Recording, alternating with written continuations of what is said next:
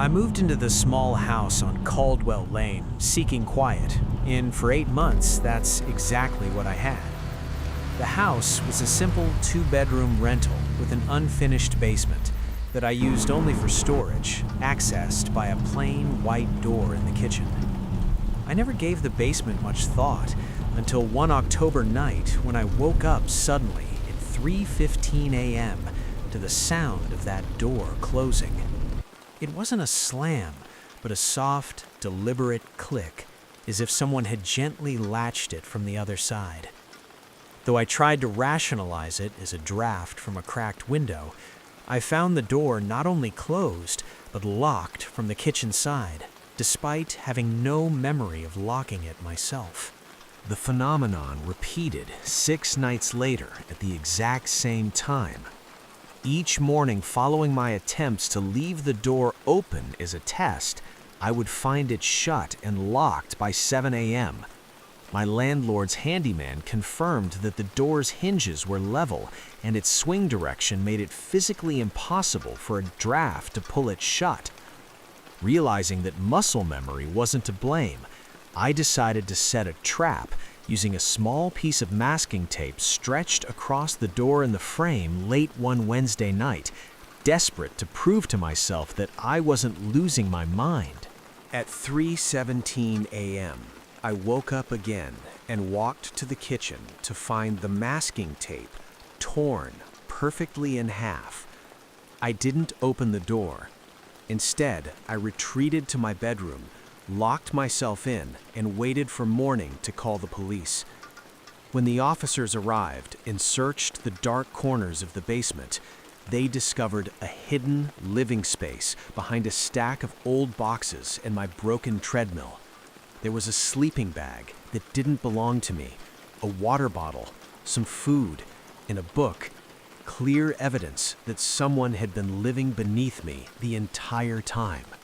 The intruder had been entering through a small, broken basement window and coming up into my kitchen every night while I slept, only to retreat and lock the door behind them before dawn.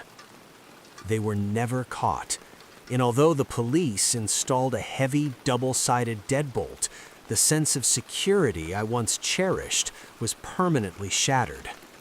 I moved out a month later, but I haven't experienced a night of truly peaceful, safe sleep since that October on Caldwell Lane. I lived in a quiet duplex beside Margaret, an elderly widow who followed a strict, predictable routine. Our neighborhood was a peaceful, in-between place, where houses were spaced out just enough to feel private, but not isolated.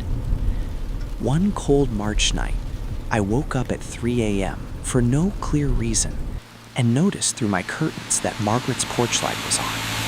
It was a jarring sight, because she had once told me she always kept it off at night to sleep better. Then, to my growing unease, I realized my own porch light was glowing too, even though I was certain I hadn't turned it on before going to bed. Moving cautiously to the front window, I looked out into the yard and saw a man standing motionless in the grass about 30 feet away.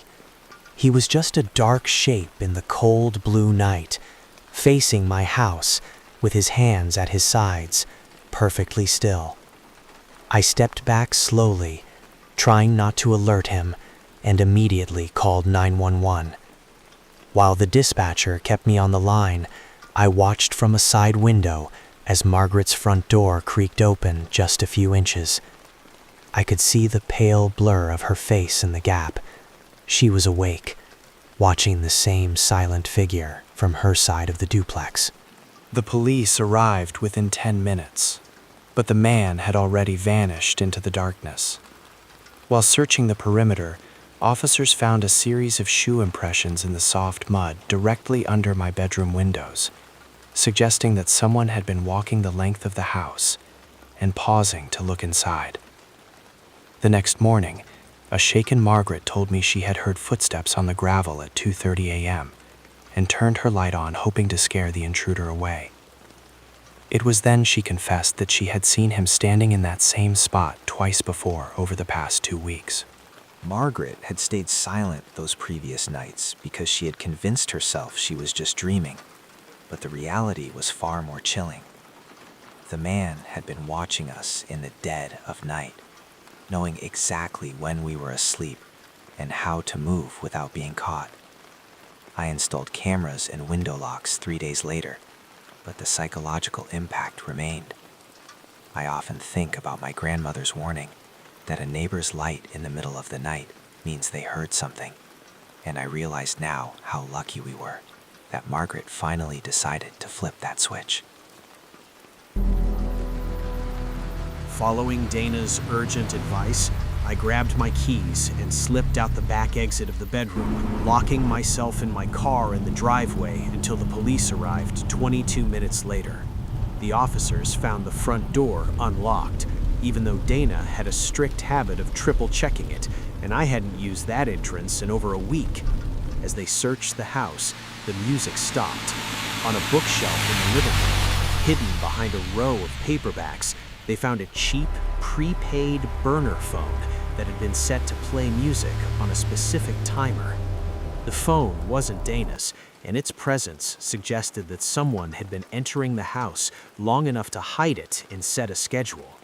I never went back inside that house, choosing to stay in a hotel until morning, and Dana sold the property only 8 months later.